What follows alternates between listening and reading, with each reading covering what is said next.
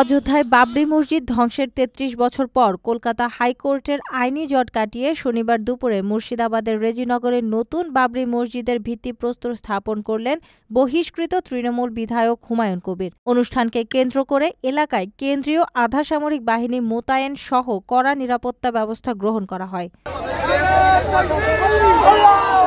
হুমায়ুন কবির জানান, ধর্মপ্রাণ মুসলমানদের অর্থায়নে আগামী ৩ বছরের মধ্যে এই মসজিদ নির্মাণ সম্পন্ন হবে। তার নিজস্ব স্বেচ্ছাসেবক ও পুলিশের সহযোগিতায় অনুষ্ঠানটি আয়োজিত হয়।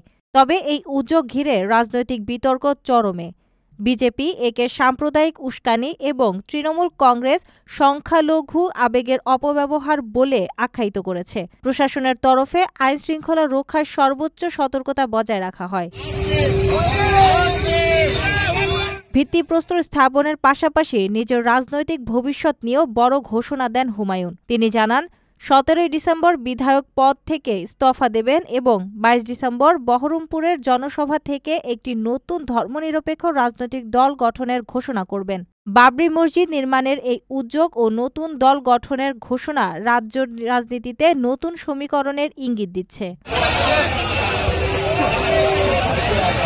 আপনার স্বপ্নগুলো আকাশ ছুবে প্রবাসীর হেলিকপ্টারের মাধ্যমে। বিয়ে, জন্মদিন অথবা যে কোনো বিশেষ প্রয়োজনে হেলিকপ্টার ভাড়া করতে যোগাযোগ করুন স্ক্রিনে দেয়া নাম্বারে। প্রবাসীর হেলিকপ্টার, নিরাপদ ও সাশ্রয়ী বাহনের বিশ্বস্ত নাম।